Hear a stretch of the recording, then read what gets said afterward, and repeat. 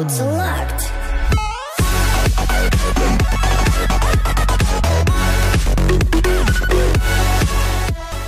What's going on, Spartans? King here, bringing another fun episode. Today we're going to be doing Zombination again. I had a lot of people say they love this game, a lot of people starting to play it. If you guys have not seen it already, I'm going to show you what it's about and tell you how to play it. They did just call the new update, so this first clip I'm showing you right here is San Francisco. It's the first city you can attack as a new player. Now, I'm going to show you how to beat this, and this is actually from a couple days ago, and then I had some new gameplay I did from yesterday night that actually was specifically right after the update came out, where they changed the lighting and they improved some of the gameplay, and it just looks so awesome now. I mean, the lighting just looks great, makes the game look so polished, and I know they're doing a lot more stuff before they release it globally, but if you do want the game, you can go ahead and get it in Australia App Store, and if you don't have an Australia Apple ID and you don't know how to do that, comment below, and I will make sure that you guys get as many as possible to be able to play, because there are codes you can get from the creators of the game. They're really cool. This is a limited beta, so of course not everyone can get one, and once the new update comes out, you do need to email them, and they are pretty cool, so they'll probably get you a new code so you can continue playing, or else you can wait till the update comes out for global release. But as you guys know, I have said in the past, this company is not money hungry. They do everything by the book the right way, and it's really good to know that this company is not going to rush it. They have not put a time on the release date for this game, and the reason being is that there are still things that they want to work on, and I can respect that. There's other things they want to put into the game and add that are really cool. I've been talking to them, and they're giving me some sneak peeks. And let me tell you guys, this game has some really, really epic stuff coming out in the next few updates here. I am super pumped, and I rarely get pumped about games, guys. This is just such a change up on the normal game I play, like Clash of Clans, Boom Beach. This means war. And it's just really refreshing to find a whole new type of game that you're actually able to play almost non-stop. I'm not really going to talk about the gameplay in this San Francisco because it's pretty self-explanatory. Put your snipers in the back and then put all your melee units up front. It's a really easy round. It's the first round you're able to attack in. So this was actually before the update. I will show you San Francisco after the update in the next video because they did make it look really, really scary. It got really doomsday looking, which is really cool. I gotta love that. The lighting they changed in it for this update was super epic. Here's new gameplay from the new update. I just recorded this last night, and this is Vancouver. They didn't do much with the lighting here, but let's just pull some troops up. We'll attack it on easy. I don't really have any of my high-level troops because I've been playing all day. I actually just did a video before this, and unfortunately, the reflector I used to record completely glitched out. It was a 20-minute long video with all this epic gameplay with high-level troops. I evolved my troops. I upgraded them. I did all this awesome stuff. Unfortunately, it did not record properly, so I had to scrap it. But I will be showing you guys all that stuff in the next episode, so I will be doing that more carefully next time. I'll just do it in smaller groups in case something does go wrong with the recording, that I don't lose a whole bunch of awesome gameplay.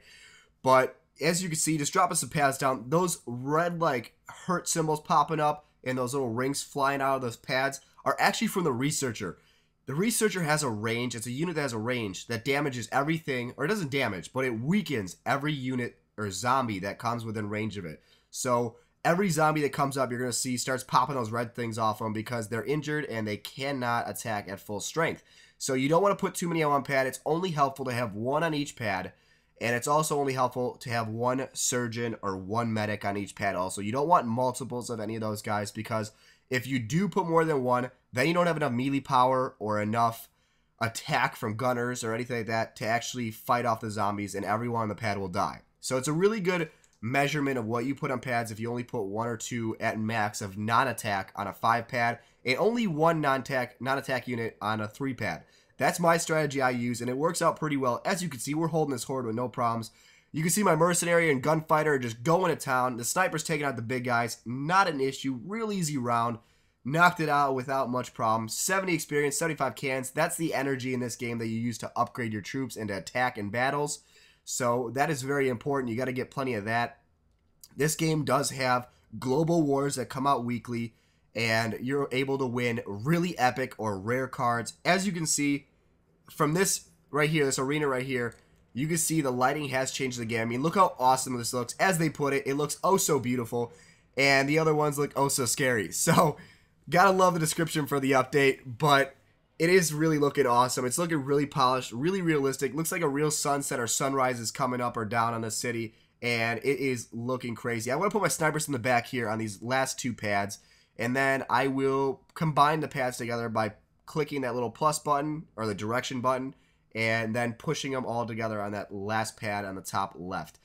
And then I'm going to make a real strong front here with some gunners, a researcher, and a healer, and back them up so they're further away from the troops as they come up. As you can see, I combine those snipers together, put a mercenary in front of them, and let's hope this front pad holds. If it does, we will be golden. We'll knock this out. This horde will not have a chance. Unfortunately, these are level 1 troops, guys, so I'm attacking like a 4th level city with level 1 troops, which is pretty impressive. If I do win this, I'll be really happy. I'm going to drop my last 2 troops in this back pad way back there. Hopefully, those 3 troops can hold, and that will not be an issue. But unfortunately, it looks like we're going to have trouble here. My healer cannot heal fast enough. She's called a field medic. She cannot keep up with the strength of that spitter, and that's what that zombie is, that green one that's lashing its tongue around, shooting acid at him. So you got to be careful.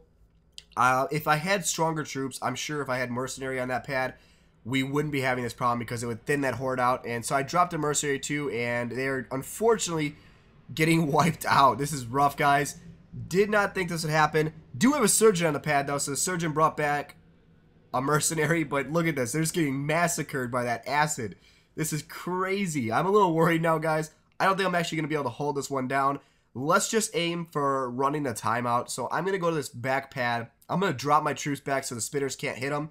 Let's pull these guys out to the right. We want to pretty much buy as much time as possible because you do get 1 star for defeating the entire horde. You get 1 star for keeping the hospitals alive, and 1 star for having all your troops alive. I think it is at the end. I may be wrong about this, but I will find out for sure because I should know that. But I just completely went mind blank there. 120 experience, 140 cans just for holding them off. That is one strategy when you're going up against a city that's too strong for you. If you cannot actually win by killing everyone, just do the tactics where you run the time down, because you can do that by letting the horde get past you. On that final horde, you can let them get past you and then drop troops behind them, and they will run back to attack. So you can split hordes up so that the front pads don't have as strong a horde coming at them, and it just buys you time. It's a sacrifice you make with some of your troops. But let's see here. I have a bunch of troops that are dead because I did make that awesome video that did not work, as I said, unfortunately.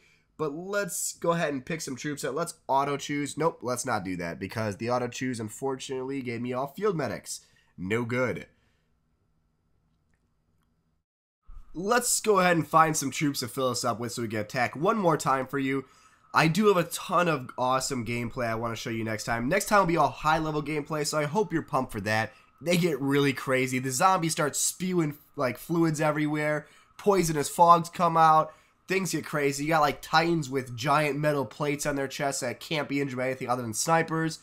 It really does get wild, guys, and I know you're going to be excited to see it. I have tons and tons of respect for this company. They are doing something no one else has ever done.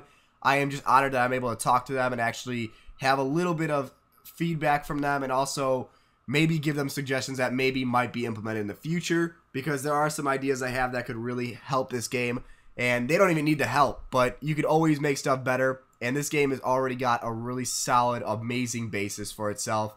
And I really must say, this is the only other game I really enjoy playing besides for Supercell games. There's really nothing else that I'm super excited about. I have started playing This Means War, and it is a decent game. It's really well polished, and it looks great, but it's just not my style 100%. It is kind of more like Clash of Clans, except for the tug of war feature in it. I'll tell you guys all about that, though, in the This Means War episode I'm doing later this week. But this game is my number 2 game, I think. And then Boom Beach and This Means War are tied for 3rd. But as you can see, the strategy in this map is really just to get all those zombies headed toward those quad pads down the bottom corner, the southern point of this map. And that's because when you have 4 pads close to each other, you can combine all those units into one strong force, where you have all the gunners, the melee units, and the healers all in one spot. And they're able to work as a team.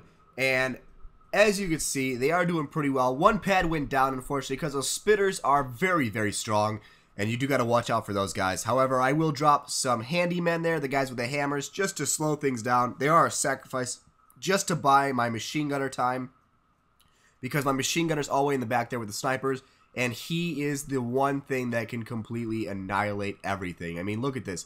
he is shooting down there and just wrecking everything that comes close. My melee units aren't even doing anything. Gotta love that machine gunner. He's hard to get, but once you get him, he is super OP. Gotta love it. Guys, I hope you enjoyed this episode, though. I got another mercenary, as you saw. If you do enjoy this, comment below and let me know what you think. Hope to see you guys in the next episode. Thanks for watching, guys. Peace.